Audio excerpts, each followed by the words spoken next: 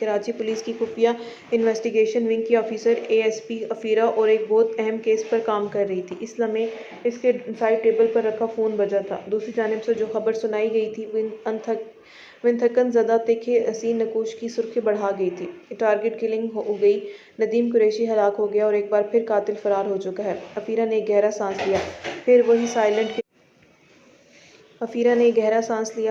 Silent colour, جسے وہ فائلوں میں خانزادہ کے نام سے جانتی تھی مگر اسے اب تک بھی دیکھ نہ پائی، ویسے ہی آتا تھا، موت کا خاموش سایہ بن کر وار کر کے چلا جاتا تھا۔ آج تک اس کی پرچھائی کو کوئی بھی نہیں دیکھ پایا تھا۔ عفیرہ اپنی ٹیم کے ساتھ جائے ہوئے کنواں پر پہنچی تھی۔ لاش، رائفل کی ایک گولی اور دور خالی چھت پر کچھ قدموں کے نشان تھے۔ ہر بار کی طرح وہ ایسے ثبوت چھوڑ کر گیا تھا جو ہمیشہ انہیں فائدہ پہنچانے کے بجائے مزید الجھا کر رکھ دیتے تھے۔ یہ وہی ہے، بے آواز آ کر اپنا پیغام چھوڑ دے گا، جب تک یہ پکڑا نہیں جائے گا ایسے ہی سب کو مارتا رہے گا۔ کیا کروں، کیسے سراغ لگاؤں اس کا؟ کون ہو تم؟ کیا مقصد ہے تمہارا؟ سامنے کیوں نہیں آ جاتے؟ عفیرہ نے زیر لب بڑبڑاتے ہوئے کہا تھا اور وہاں سے پلٹ آئی تھی۔ السلام علیکم ناظرین، ہم آپ کو بتاتے چلیں ابھی ایک بہت بڑی خبر ملی ہے۔ ملک کے ہر دل عزیز اور نامور سیاستدان اور پاکستان پبلک پارٹی کے چیئرمین وجدان شاہ کو قاتلانہ حملے کی سنگین دھمکی دی گئی ہے۔ یہ دھمکی کس کی طرف سے دی گئی ہے؟ کون ہے جو وجدان شاہ کو مارنے کے لیے ایسے اقدامات کر رہا ہے؟ ابھی تک اس کے بارے میں کسی کو کوئی اطلاع نہیں مل سکی، لیکن اب تک جو غیر مصدقہ اطلاعات ہم حاصل کر پائے ہیں اس کے مطابق یہ وہی ٹارگٹ کلر ہے جو اس سے پہلے بھی قتل کر چکا ہے۔ ابھی تک اس کے بارے میں نہ تو کوئی سراغ ملا ہے اور نہ ہی اس کی شناخت ہو پائی ہے۔ وہ کون ہے؟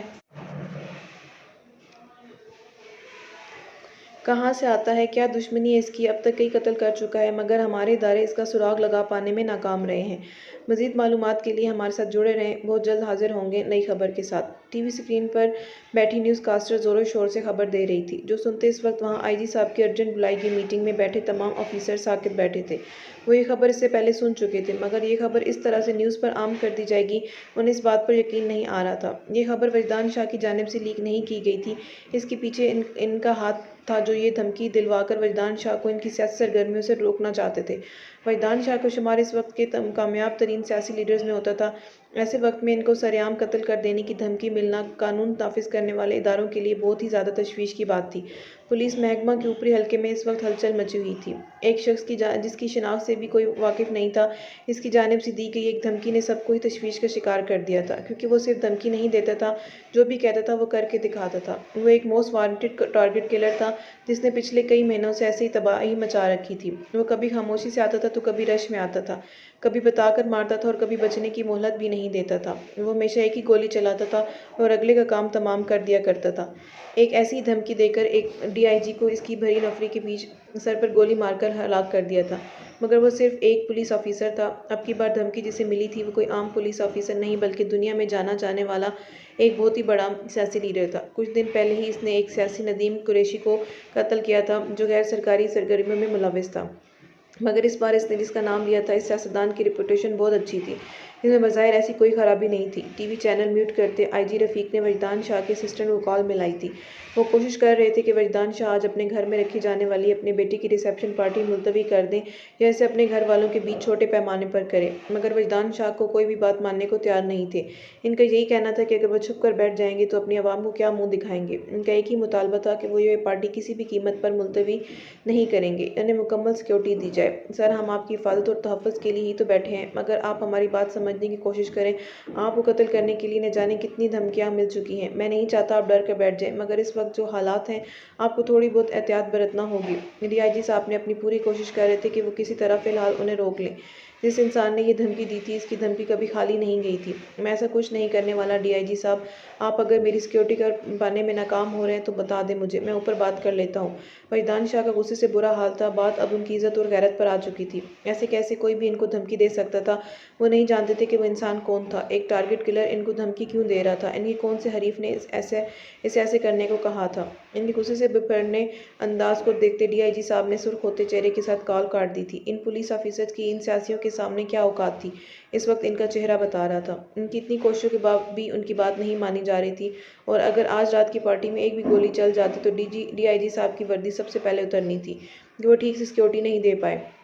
ان کے سامنے بیٹھے ان کے ماتحت آفیسرز ان کی جانب سے ملنے والے حکم کے منتظر تھے۔ آج کی رات آپ سب کو ہر طرح سے چوکنا رہنا ہوگا، کسی بھی طرح کی غلطی اور غفلت کی گنجائش ہی نہیں نکل سکتی تھی۔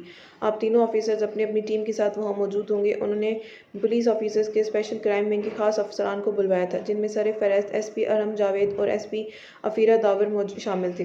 ساتھ ہی انہوں نے اپنے ماتحت اے ایس پی عالیان کو بھی شامل کیا تھا۔ ایس پی ارحم، آپ انٹرسٹ پر سیکورٹی کا مکمل چیک اینڈ بیلنس رکھیں گے۔ وہاں آنے والے ہر شخص کی مکمل چیکنگ ہوگی، کوئی بھی بنا انویٹیشن کارڈ اور مکمل چیکنگ کے اندر نہ جانے پائے۔ اس کے بعد باقی سب مہمانوں کی فل ٹائم نگرانی اور ان کی ہر نقل و حرکت پر نظر رکھنے کی ڈیوٹی اے ایس پی عالیان آپ کی ہوگی۔ ذرا سی بھی مشکوک حرکت پر آپ نے کسی بھی مہمان کو ذرا سا بھی مارجن نہیں دینا۔ یہ معاملہ بہت حساس ہے، وجدان شاہ اور ان کی فیملی ممبر کو ذرا سی خراش بھی نہیں آنی چاہیے۔ سب سے اہم اور بہت حساس ڈیوٹی آپ کی ہوگی ایس پی عفیرہ، آپ کو وجدان شاہ کے فیملی ممبرز کی نگرانی کرنی ہوگی۔ کوشش کریں ان سب کو ایک ہی جگہ پر رکھیں۔ پارٹی شروع ہونے کے بعد بھی آپ کو ان کے آس پاس رہنا ہوگا۔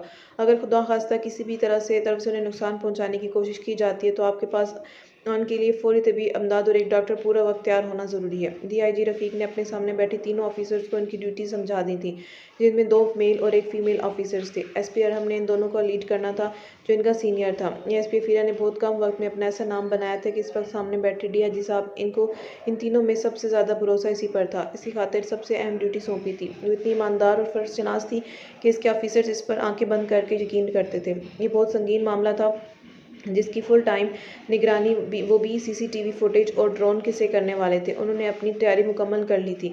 اس عزم کے ساتھ وہ اندر گھسنے والے اس ٹارگٹ کلر کو آج پھر پورے حال میں پکڑ کر رہیں گے، جس نے پچھلے اتنے وقت سے اس حلقے میں ایک خوف و ہراس پیدا کر رکھا تھا۔ وہ تینوں ڈی آئی جی سر کو سیلوٹ کرتے وہاں سے نکل آئے تھے۔ ویسے یہ اچھا ہے، یہ سیاسی اپنی سیاست چمکانے کے لیے کچھ بھی کرتے رہیں اور پھر جب ان کو جان کے لالے پڑ جائیں تو گردنیں ہماری مشکل میں آ جاتی ہیں۔ ہم اپنی طرف سے پوری کوشش کریں گے، لیکن اگر کہیں سے ذرا سی بھی غلطی ہو گئی تو ان لوگوں نے ہمارے منہ کو آ جانا ہے۔ ڈی آئی جی صاحب کے آفس سے نکلتے ہی ایس پی عالیان کافی خفگی بھرے لہجے میں بولا تھا۔ اس کی جھنجھلاہٹ پر ایس پی ارحم کے لبوں پر مسکراہٹ بکھری تھی، جبکہ اے ایس پی عفیرہ سرد و سپاٹ تاثرات کے ساتھ خاموشی سے ان کے ساتھ چل رہی تھی۔ اس کے دماغ میں اس وقت بہت کچھ چل رہا تھا۔ وہ آج ہر حال میں اس شخص تک پہنچنے کا ارادہ رکھتی تھی۔ کیا ہوا ہے؟ تم نے اس شخص کو کچھ زیادہ ہی اپنے حواسوں پر سوار کر لیا ہے۔ مجھے جلن ہو رہی ہے آفیسر، کاش کہ تم اتنے میرے بارے میں سوچتی۔ ایسا مت کرو لڑکی، بہت جلد وہ پکڑا جائے گا اور مارا بھی جائے گا۔ ہم دونوں مل کر کسی کیس میں ہاتھ ڈالیں اور ناکام رہیں، ایسا ممکن نہیں ہے۔ اے ایس پی ارحم نے اس کے برابر آن بیٹھتے گاڑی کی ڈرائیونگ سیٹ سنبھالی تھی۔ ان کی ڈیوٹی آج کل اتنی ٹف ہو گئی تھی کہ انہیں ایک دوسرے کے ساتھ وقت گزارنے کے لیے صرف اتنا ہی ٹائم ملتا تھا، اس لیے اے ایس پی ارحم نے کبھی اس ٹائم کو ضائع نہیں جانے دیا تھا۔ اے ایس پی ارحم ان کی ڈپارٹمنٹ کی سینئر آفیسر ڈی آئی جی جاوید کا بیٹا اور عفیرہ کا منگیتر تھا، جس سے اس کی منگنی 2 سال پہلے اپنی پسند اور بڑوں کے فیصلوں کے تحت ہوئی تھی۔ ڈی آئی جی صاحب اسے بالکل اپنی سگی بیٹیوں کی طرح ٹریٹ کرتے تھے۔ ارحم اگر ایک دن اسے نہ دیکھتا تھا تو اس کا گزارا نہیں ہوتا تھا۔ ان دنوں عفیرہ جس کیس میں الجھی ہوئی تھی وہ اس نے بالکل اپنے دماغ پر سوار کر لیا تھا۔ یہ بہت حساس معاملہ تھا۔ وہ شخص بہت سارے قتل کر چکا تھا، مگر ابھی تک اس کی پکڑ نہیں ہوئی تھی۔ اس کے بارے میں کسی کو کوئی خبر نہیں تھی۔ اگر اس بار بھی وہ اپنے مقصد میں کامیاب ہو کر لوٹ گیا تو ہم کیا کریں گے؟ اس نے تشویش بھری نگاہوں سے ارحم کی جانب دیکھا تھا۔ نہیں ہوگا ایسا، ہمارے ساتھ بہت بھاری نفری ہے۔ آج تک اس نے جہاں بھی ایسی کوئی واردات کی ہے ہم وہاں موجود نہیں تھے، مگر اب کی بار ایسا نہیں ہے، وہ زندہ واپس نہیں لوٹ پائے گا، یقین رکھو۔ ارحم نے گاڑی ڈرائیو کرتے اس کے ہاتھ پر دھیرے سے اپنا ہاتھ رکھتے اسے حوصلہ دیا تھا، جس پر وہ پرعزم ہوتی ہولے سے مسکرا دی تھی۔ گاڑیاں تیز رفتاری سے چلتی وجدان شاہ کے عالیشان بنگلے کے سامنے جا رکی تھیں، جہاں پہلے ہی بہت فاصلے پر ناکہ بندی کی گئی تھی۔ ارد گرد کی تمام عمارتوں کی بھی نگرانی کی جا رہی تھی کہ کہیں سے بھی کوئی مشکوک حرکت نہ کی جا سکے۔ ایس پی ارحم باہر ہی رک گئے تھے، اس نے تمام اہلکاروں کو ان کی پوزیشن دے دی تھی۔ وجدان شاہ کے بنگلے کو باہر سے مکمل طور پر انہوں نے گھیر لیا تھا، کسی کا اندر جانے کا سوال ہی پیدا نہیں ہو سکتا تھا۔ عفیرہ گاڑی سے اترتے اپنی ٹیم کے ساتھ اندر کی جانب بڑھ گئی تھی۔ ابھی تھوڑی دیر میں مہمانوں نے آنا شروع کر دینا تھا، اسی خاطر وہ ایک بار اندر کے انتظامات دیکھنا چاہتی تھی۔ اندر آتے ہی سے وہاں جگہ جگہ وجدان شاہ کے گارڈز کھڑے نظر آئے تھے۔ اسے ٹیم کے ساتھ اندر آتا دیکھ ان میں سے وہ لوگ آگے بڑھتے اس کا راستہ روک گئے تھے۔ میم سر کا کہنا آپ اکیلے اندر آ جائیں۔ گارڈز کی بات پر عفیرہ نے پلٹ کر اپنی ٹیم کی جانب دیکھا تھا، جن سب پر اسے پورا بھروسہ تھا، مگر اس وقت ویسی کوئی بحث نہیں کر سکتی تھی۔ وہ اس بات میں سر ہلاتے اندر کی جانب بڑھ گئی تھی۔ اندر کا ماحول باہر سے کہیں زیادہ شاندار تھا، اسے ایسا لگ رہا تھا کہ وہ کسی اور ہی دنیا میں آ گئی ہے۔